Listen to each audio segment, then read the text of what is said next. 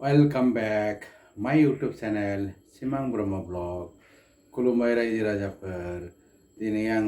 एसे गुसुंल' भिडिअ लाबोनो नागिरदों गोलाव जानाय नङा बे भिडिअ खौराङानो जाहैबाय नोंथांमोना नुखाबाय दा जोंनि BTC नि इलेक्शना जोबखांबाय आरो जाय जोंनि खाफाल गोनां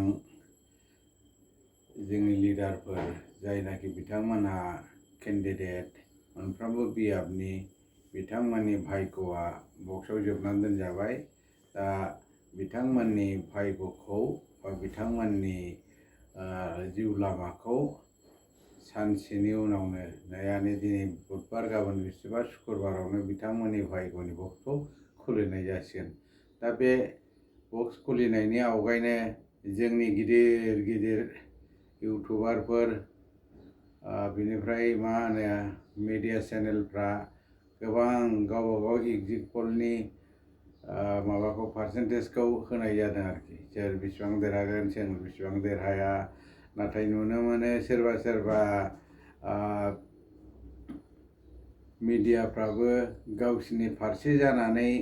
एकदम साननो हाथारै बा सानथावै बायदि पार्सेन्टेज देखायदों सोरबानो UPPLआ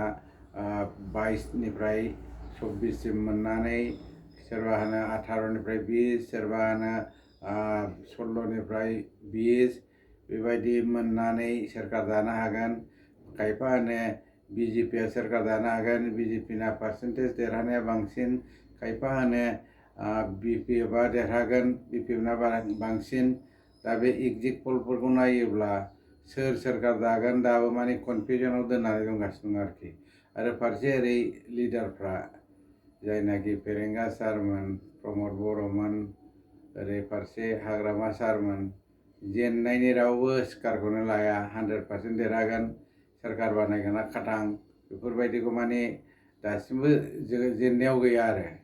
आरो जेनग्रायाबा सोर जागोन दा बेफोर जेखि जादोला जेसेबांखि गावसिनि खुगानि बा एग्जिट पलनिखौ बाद होनानै बिथांमोनखौ सोर रायजो राजाफ्रा बांसिन अनसायदों बांसिन मोजां मोनदों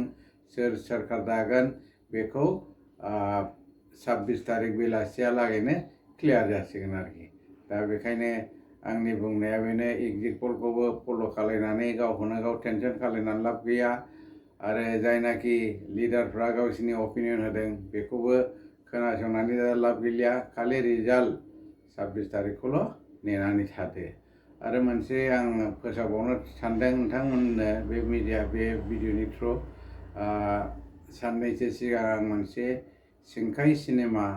दिहुननो थांगासिनो दङ बड'लेण्ड इउनिभार्सिटिनि सिङाव थानाय जोहोलाव नीलेश्वर अडिट'रियाम होननानै नाथाय बे सिंखाया दिनै जासिगोन मैया 23 तारिखआवहाय नोंथांमोना बयबो मिथिखागौ माने जुबिन गार्गनि जेनाखि अन्तिम संस्कार बे अन्तिम संस्कार यानी बिनि सोलेरखौ सावनायनि थाखाय फुरा आसाम नाङैनो दुखु फोरमायनानै मोनफ्रोमबो प्रग्रामखौ केन्सेल खालायदोंमोन दा अफिसियेलि जोंनि मानाव गेदेर जायनाखि दिहुनगिरि सिंखाय सिनेमानि ममता महिलारी बिथाङा दाख्लैनो डिक्लेयार खालायखादोंमोन अफिसियेलि जायनाखि 23 तारिखआव जानांगौमोन सिंखाय सिनेमाया बे दिनै 24 तारिखआव जागोन 24 तारिखनि दिनै बेलासि 4:30टायाव VIPs आरो बयखौबो जथुमसालियाव जथुमनो हांख्रायहरदों आरो 5 रिंगानिफ्राय यानी 5टानिफ्राय बेलासियावहाय बे सिंखाय सावथुना जागायसिगोन आरोखि नोंथांमोनखौ बयखौबो लैहोर थांनानै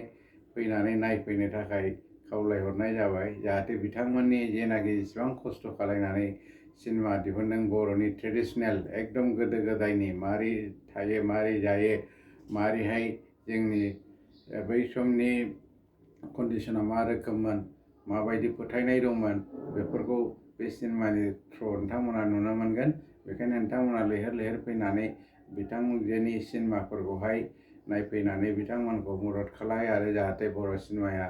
आवगायलांबाय थानो हायो नोंथांमोननि सुजुग सुबिदा नोंथांमोननि मददनि थाखायनो आरोबाव साबसिन सिनेमा दिहुननो हायो बिथांमोनखौ क'अपारेट खालाय बेखौनो बुंनानै आं दिनै भिडिअखौ फोजोबनाय जाबाय भिडिअखौ मोजां मोनदोंबा लाइक शेयार एन्ड साबस्क्राइब खालाय जय बर' हारिनि जय BTC नि जय हो।